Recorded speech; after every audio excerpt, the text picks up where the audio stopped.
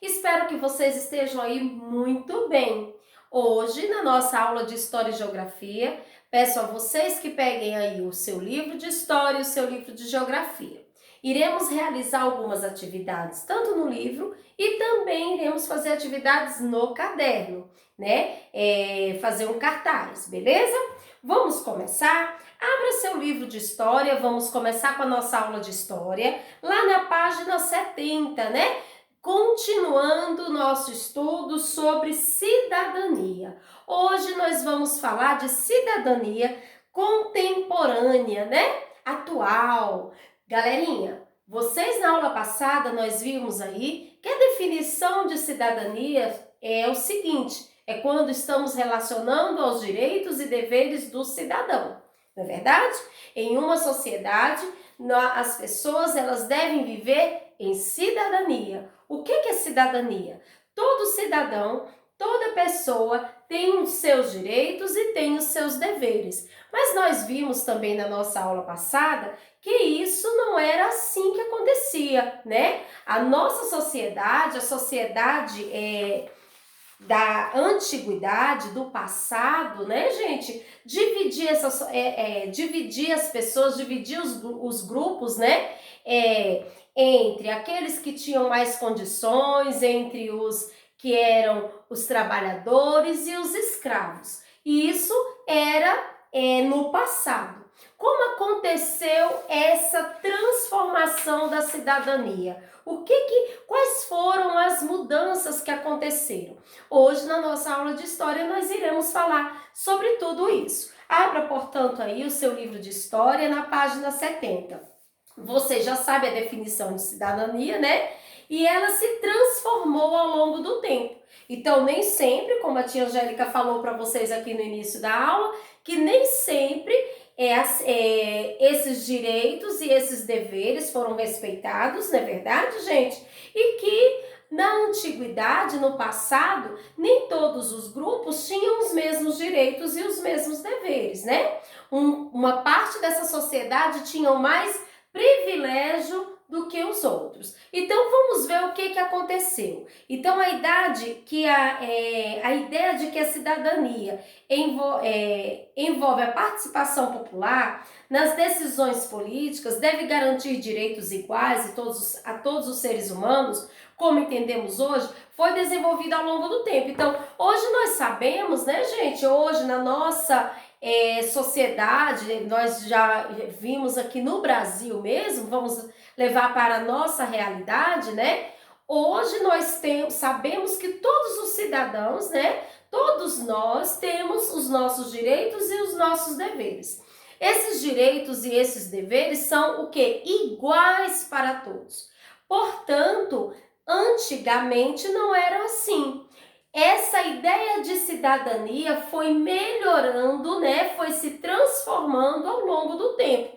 Então, esses direitos e esses deveres, eles foram sendo conquistados ao longo do tempo. Vamos continuar aí, fazendo a leitura? Então, durante esse processo, muitos grupos foram marginalizados, excluídos da participação nas decisões das instituições públicas. Houve também muita pressão e resistência para que os direitos fossem estendidos a todas as pessoas. Então, olha só, até que hoje, né, até que chegasse hoje aí a termos os nossos direitos e os nossos deveres sendo iguais, tanto para rico quanto para o pobre, né, teve que ter o que? Foi uma resistência muito grande por parte até mesmo daqueles, né, que tinha total direito e total privilégio na sociedade, beleza? Então, igualdade de direitos. Então, vamos ver aí um pouquinho. Muito tempo depois da democracia ateniense, há cerca de 250 anos, ocorreu na França um importante processo histórico relacionado à ampliação da participação política e igualdade de direitos entre as pessoas. Então, naquela época, as decisões do reino era tomada pelo rei. Então, quem tomava as decisões era quem? O rei. Então, ele tinha total autonomia, era ele que mandava, era ele que governava. Então, os nobres tinham privilégio, como a tia já falou. Então, aquele que tinha mais poder econômico, né, na sociedade, ele tinha mais direito do que mesmo aqueles que estavam marginalizados. Por exemplo, aquele que era escravo não ia ter o mesmo direito daquele que tinha um grande poder na sociedade. Poder que eu falo, gente, poder aquisitivo, poder financeiro, né? Eram os ricos, então eram eles aí, ó, que dominavam a sociedade, né? Então os nobres, eles tinham privilégios e títulos de nobreza, né? O conde, o duque, marquês, que garantiam uma posição superior a quem não fazia parte dessa elite. Então, a família real e os nobres passaram a ser o seu poder de forma hereditária. Então, ninguém tinha esse direito. Era passado de forma hereditária, quem ia governando ia ser, se o pai era rei, né? E ele morresse. Então, esse poder aí no reinado, né? Sendo rei, ele não ia acabar por ali, não ia ter uma pessoa escolhida pelo povo, não. Total poder estava entre aquela família. Então, esse poder era passado hereditariamente. Então, era passado de pai para filho, né? E aí, vamos continuar aí, ó. Ou seja, de geração em geração, como a tia acabou de falar. Havia leis diferentes, aplicadas de acordo com a posição social de cada um. O nobre que recebia terras podia, por exemplo, cobrar pelo uso dela, né? Como assim, tia Angélica? Vamos supor, aquele nobre, aquela pessoa rica, recebia uma terra, né? E aí tinha alguém que queria utilizar aquela terra para fazer o seu plantio. Então, aquela pessoa que ia plantar naquela terra, ela tinha que pagar alguma quantia para aquela pessoa o nobre, né, no caso que era dono daquela terra, e outra parte ficava para ele. Mas garanto que aí a maior parte ia ser para quê? Para a utilização daquela terra, né? Então aí continuava tendo o quê? O nobre, o rico, continuava tendo total poder, né? Domínio sobre a sociedade, sobre o trabalho, né?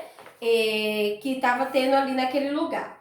Então, olhem só, aí vamos lá, continuar. Já a maior parte da população, que incluía camponeses, comerciantes, os artesãos, médicos, advogados, tinha de pagar altos impostos e não podia participar das decisões políticas. Então, nós vimos isso também, né? Como eu falei aqui no início da aula. Então, somente aqueles, né, que tinha aí o seu título de duque, era nobre, né, na sociedade, é que participava das decisões políticas, é que tinha o poder, total poder na política, total poder na sociedade. Os outros, os trabalhadores, advogados, médicos, camponeses, os artesãos que fazia parte da maior parte da sociedade, eles iam pagar altos impostos, né? E não podia opinar nas decisões políticas, certo? Somente os nobres, os reis aí, o rei, né, no caso, duques, os ricos que tinha total direito de opinar nas decisões políticas, eles que determinavam, eram eles que mandavam, tá certo? E aí, ó, naquela época, com a Revolução Francesa, homens e mulheres tiveram o rei e tiraram os reis e os nobres do poder. A Revolução Francesa, gente, foi um ato histórico, né?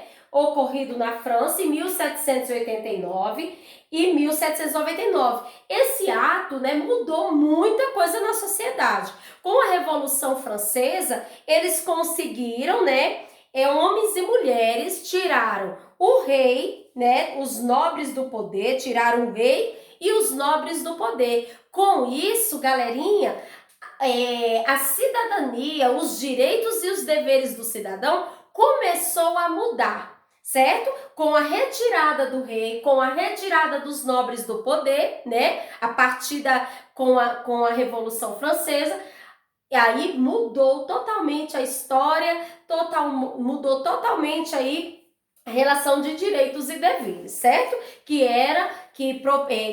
Nesse caso os direitos e deveres ia promover muito mais os nobres e os reis, beleza? E o rei, né, no caso. Então, a Declaração dos Direitos do Homem e do Cidadão, que define Então, essas pessoas aprovaram a Declaração dos Direitos do Homem e do Cidadão, que definia a igualdade de direitos entre todas as pessoas sem considerar sua posição social. Então, gente, olhem só.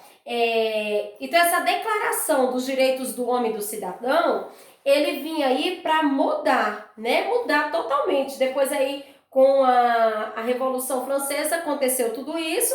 Então, a ideia de igualdade, né, começou a mudar entre as pessoas. Então, eles não iam mais, não ia favorecer mais aquelas pessoas que tinham mais poder financeiro, não era somente o rei, estava tratando o quê? Uma cidadania, são cidadãos daquela sociedade. Então, todos eles iam ter o quê? Direitos e deveres iguais para todos. Porque o que eles faziam? Favoreciam mais aqueles que tinham poder, né?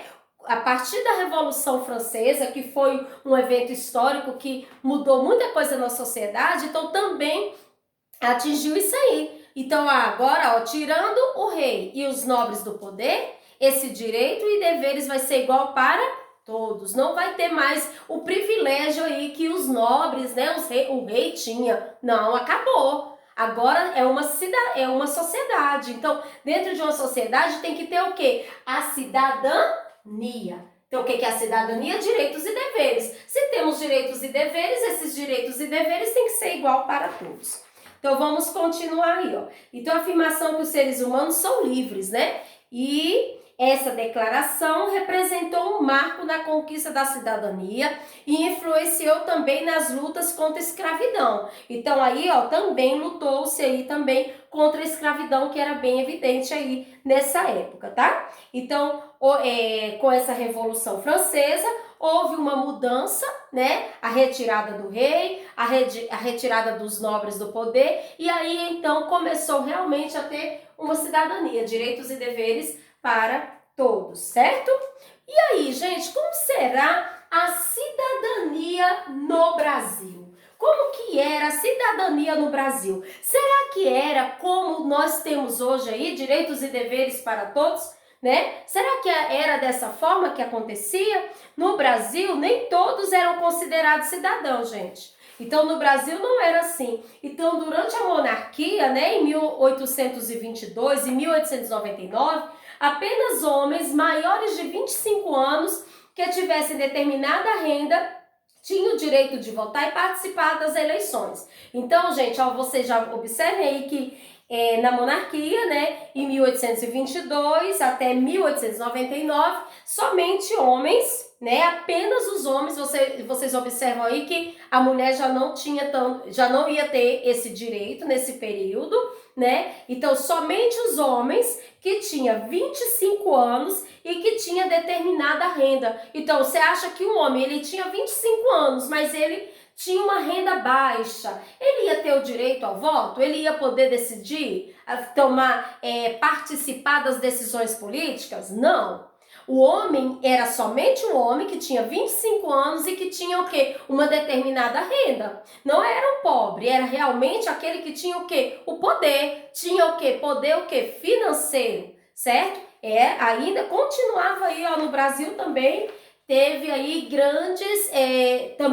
aconteceu grandes mudanças para que hoje chegássemos na sociedade, no modelo de cidadania que nós temos hoje. Então, observe aí. Então, esse direito de votar e participar das eleições. Era somente o homem que tinha 25 anos e que tinha aí uma determinada renda.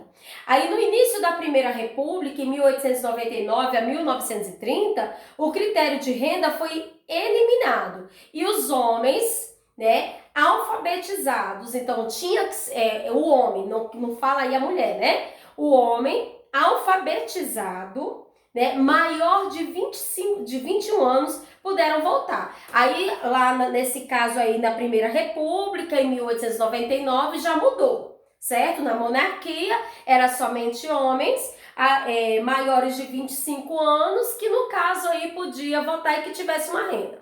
Lá no início da Primeira República, em 1899 a 1930, então o critério de renda foi deixado. Então não precisava mais ter uma renda, né? No caso aí uma determinada renda. Eles não limitavam esse valor. Então podia ser o homem, só que ele tinha que ser o quê? Alfabetizado, tinha que saber ler e escrever e tinha que ser maior de 21 anos. Então já estava excluído dessa decisão política aquele homem, né? Ele podia ter 21 anos, né?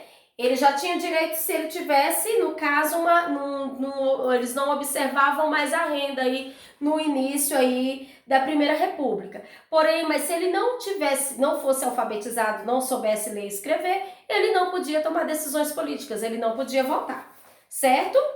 E aí, nesse caso, puderam votar religiosos, alguns soldados, mulheres e analfabetos, que eram mais de 80% da população, não tinham esse direito. Então, somente os religiosos não podiam, alguns soldados também não podiam, mulheres, a tia já falou para vocês que ela não podia participar, né,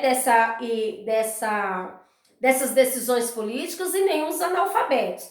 Essa parte da população, gente, representava 80%. Então, 80% da população era muita gente. Então, 20% somente tomava decisão aí na política, tomava as decisões políticas. Então, a população, em geral, tinha pouco ou nenhum acesso à educação.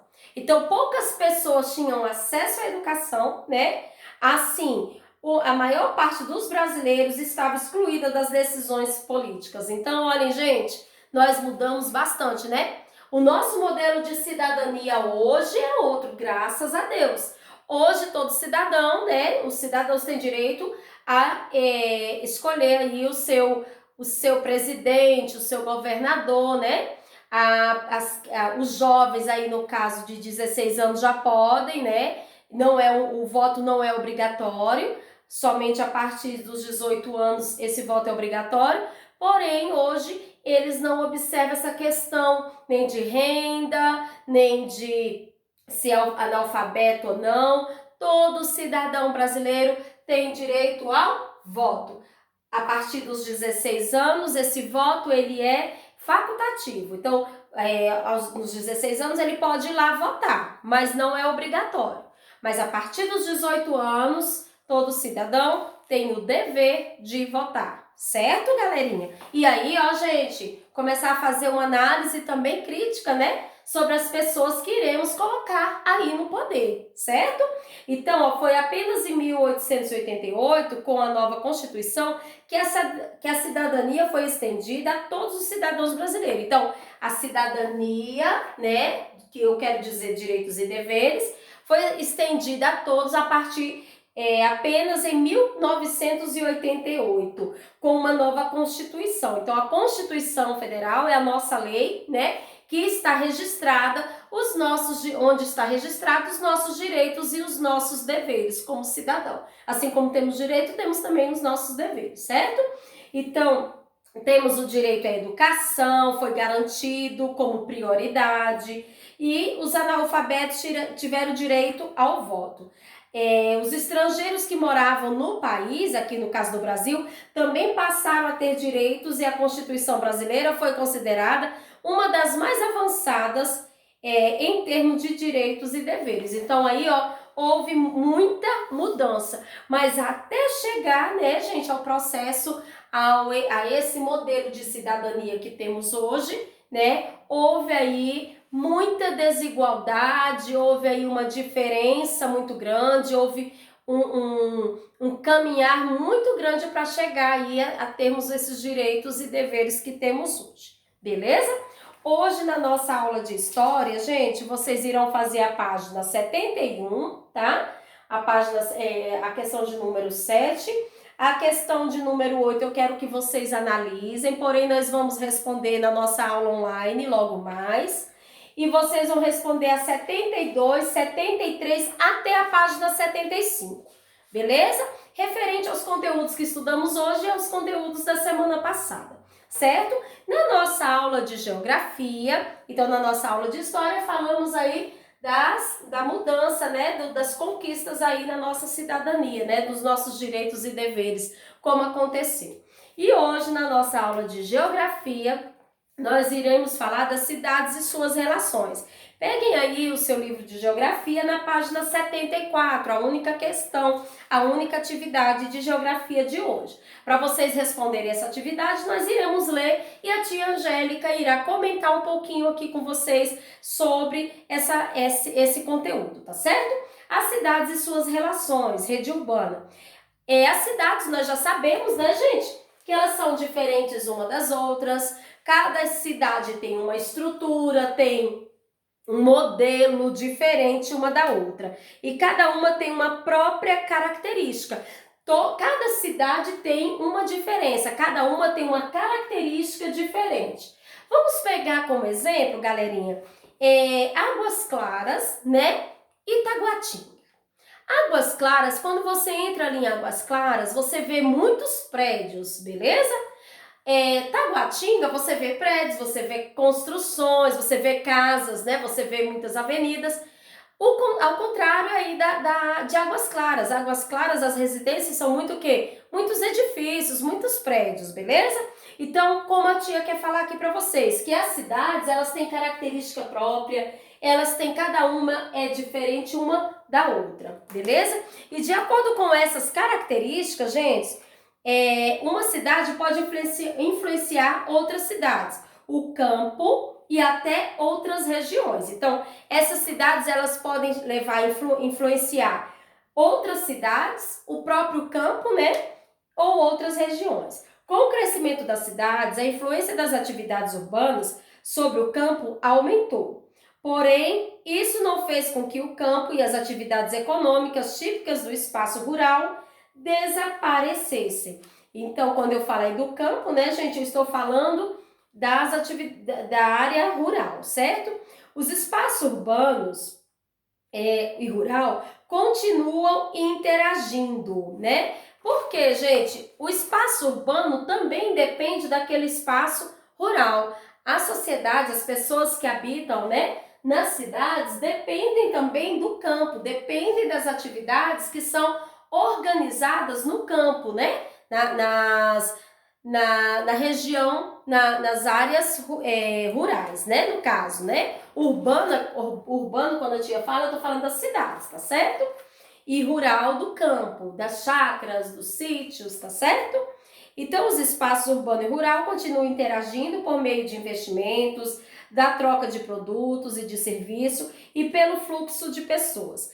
Essa interação entre as cidades e o campo e também entre as próprias cidades aumentou e foi transformada pelos avanços tecnológicos nos meios de comunicação e de transporte. Então, com certeza, né, gente, a partir do momento em que houve mudanças, né, houve avanços tecnológicos, houve mudança também na vida cotidiana das pessoas que moram, que habitam tanto nas cidades quanto no campo. Houve mudanças para melhor, no caso, né? Porque hoje já tem o quê? A comunicação, né? Que é imediata, tem os meios de transporte, né? As cidades se relacionam uma com a outra, formando uma rede urbana. Uma rede urbana é composta por um conjunto de centros urbanos e que se articulam entre si por meio de fluxos de pessoas, mercadorias, informações e recursos financeiros.